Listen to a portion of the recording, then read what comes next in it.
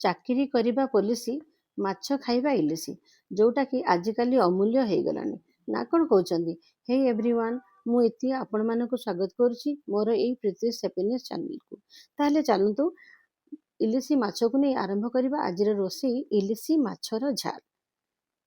ଦେଖନ୍ତୁ, ଏହି ଝାଲ ବନେଇବା ପାଇଁ ମୁଁ ଇଲିସି ମାଛ ନେଇଯାଇଛି। ତାକୁ ଭଲ କରି ଲୁଣ ଧୋଇ ଦେଲା ପରେ ତାକୁ ଆପଣ ଲୁଣ ହଳଦୀ ଦେଇକି ପୁରା ଭଲ ଭାବରେ ପୁରା ମସାଜ କରି ଲୁଣ ହଳଦୀ ଯେମିତି ପୁରା ମାଛର ଚାରିପଟେ ଲାଗିବ ସେମିତି ଘଷିକି ଲଗେଇଦେବେ ଲୁଣ ହଳଦୀ। ତାପରେ ତାକୁ ଆପଣ 10-15 ମିନିଟ୍ ଛାଡ଼ିଦେବେ ମ୍ୟାରିନେସନ୍ ହେବା ପାଇଁ। ଯଦି ଆପଣ ଟିକେ ଲେମ୍ବୁ ଚିପୁଡ଼ିକି ନେବେ ବି ନା ତାହେଲେ ବି ଭଲ। ତାପରେ ଦେଖନ୍ତୁ, ଆପଣ ନେଇଯିବେ ଗୋଟେ କରେଇରେ ନେବେ ସୋରିଷ ତେଲ।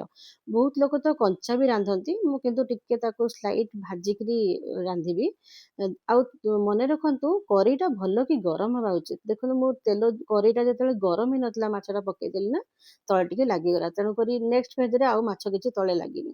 ସେଥିପାଇଁ ମୁଁ ବାରମ୍ବାର କରି କହୁଛି, କରେଇଟା ଭଲ କି ତାତିଲା ପରେ ତେଲ ଦେବେ, ପୁଣି ତେଲ ତାତିଲା ପରେ ମାଛକୁ ପକେଇବେ। ମାଛକୁ ପକେଇକି ଖାଲି ଲେଉଟପାଟ କରିବେ, ବେଶୀ ତାକୁ କଡ଼ା ଭାଜିବେନି, ଜଷ୍ଟ ଆମର ଖାଲି ଟିକେ ମାନେ ର ସ୍ମେଲଟା ପଳେଇବା ପର୍ଯ୍ୟନ୍ତ, ଜଷ୍ଟ 2-3 ସେକେଣ୍ଡ କି 5 ସେକେଣ୍ଡ ଭିତରେ। ତାପରେ ଆପଣ କ'ଣ କରିବେ ନା, ତା ପାଇଁ ଗୋଟେ ଆମେ ମସଲା ପ୍ରସ୍ତୁତ କରିବା।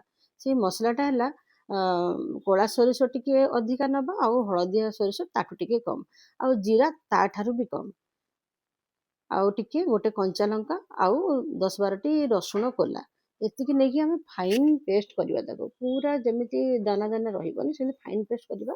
ତାପରେ ଝାଲ ପାଇଁ ଆମର ନିହାତି ଆବଶ୍ୟକ ଜିନିଷ ହେଲା ଆମର ଦହି, ଆଉ ଯେଉଁଟାକି ଫ୍ରେଶ୍ ଦହି, ମୋଟେ ଖଟା ଦହି ହେଇନଥିବ, ନହେଲେ ତରକାରୀ ବିଲକୁଲ ବି ଭଲ ଲାଗିବନି। ତେଣୁ ମନେ ରଖନ୍ତୁ, ଯେଉଁ ଦହିଟା ଆମେ ନେବା ନା, ସେ ଦହିଟାକୁ ଆମେ ଭଲକରି ଫେଣ୍ଟିବା, ଟିକେ ବି ଯେମିତି ତାର ଲମ୍ସ ରହିବନି, ପୁରା ଭଲକି ଫେଣ୍ଟିବା। ଆଉ ସେଇ ଦହିରେ କି ଆମେ ସେଇ ଯେଉଁ ମସଲାଟା ପ୍ରସ୍ତୁତ କରିଥିଲେ ସେଇ ମସଲାଟା ସେଇଥିରେ ଆଡ଼୍ କରିଦେବା। ଏମିତି କଲେ ଦହିଟା ଯେତେବେଳେ ଆମେ ଝାଲରେ ମାନେ ପ୍ରସ୍ତୁତ କରିବା ନା, ତେଲରେ ପକେଇବା ନା, ଆଉ ସେ ଦହିଟା ଫାଟିବନି। ମନେ ରଖନ୍ତୁ, ସବୁବେଳେ ଦହିରେ କିଛି ଆଡ଼୍ କରିକି ତେଲରେ ଦେଲେ ସେ ଦହି କେବେ ଫାଟିବନି। ଦେଖନ୍ତୁ, ସେଇ ଯେଉଁ ଦହି ଆଉ ମସଲା ମୁଁ ପ୍ରସ୍ତୁତ କରିଥିଲି ସେଥିରେ ବେସିକ୍ ମସଲା ଟିକେ ହଳଦୀ, ଟିକେ ଜିରା ଗୁଣ୍ଡ, ଆଉ ଟିକେ ଲଙ୍କା ଗୁଣ୍ଡ। ଆପଣ ଚାହିଁଲେ ଏଇଠି ହଳଦୀଟା ସ୍କିପ୍ ବି କରିପାରିବେ, ମୁଁ ହଳଦୀ ନେଇଛି, ବହୁତ ଜଣ ହଳଦୀ ବି ନିଅନ୍ତିନି। ଦେଖନ୍ତୁ, ମୁଁ ଭଲକି ମିଶାଇ ଦେଇଛି, ଆଉ ଟିକେ ଲୁଣ ବି ଦେଇଦେଇଛି, କାହିଁକିନା ମାଛରେ ବି ଆମେ ଭାଜିଲା ବେଳେ ଲୁଣ ଦେଇଥିଲେ, ତ ଦେଖିକିରି ଆପଣ ସେଇ ହିସାବରେ ଲୁଣ ଦେବେ।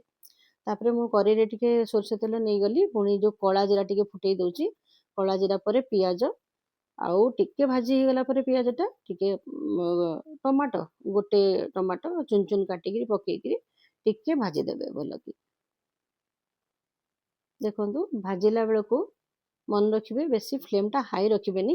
ଆଉ ତାପରେ ଯେତେବେଳେ ଦହିଟା ଢାଳିବେ ନା, ପୁରା ସେତେବେଳେ ଗ୍ୟାସ୍ଟାକୁ ପୁରା ଅଫ୍ କରିଦେଇଥିବେ, କାହିଁକିନା ଗ୍ୟାସ୍ଟା ଅଫ୍ କରିଦେଲେ ଆଉ ଦହି କେବେ ବି ଫାଟିବନି। ଯେତେବେଳେ ପୁରା ମିଶିଯିବ, ଟିକେ ସମୟ ପରେ 2-3 ମିନିଟ୍ ପରେ ପୁଣି ଗ୍ୟାସ୍ଟା ଅନ୍ କରିକି ତାକୁ ଟିକେ ଟିକେ ଧୀରେ ଧୀରେ ଷ୍ଟର୍ କରୁଥିବେ, ହଲଉଥିବେ, ନହେଲେ ପୁଣି ଛିଡ଼ିଯିବାର ଚାନ୍ସ ଅଛି। ଯେତେବେଳେ ଦହିଟା ଫୁଟିଯିବ, ପୁରା ଦହି ପାଣିଟା, ସେତେବେଳକୁ ଆପଣ ଯେଉଁ ଆମେ ଭଜା ମାଛକୁ ରଖିଥିବା ସେ ଭଜା ମାଛକୁ ଆଡ଼୍ କରିଦେବା। ଆଉ ଟିକେ ରାଗ ପାଇଁ, ରାଗ ହିସାବରେ ଆପଣ 2-4ଟା କଞ୍ଚା ଲଙ୍କା ଆଉ ଧନିଆ ପତ୍ର ନେଇଯିବେ। ଆଉ ୟା ପାଇଁ ବେଶୀ କିଛି ଦରକାର ନାହିଁ।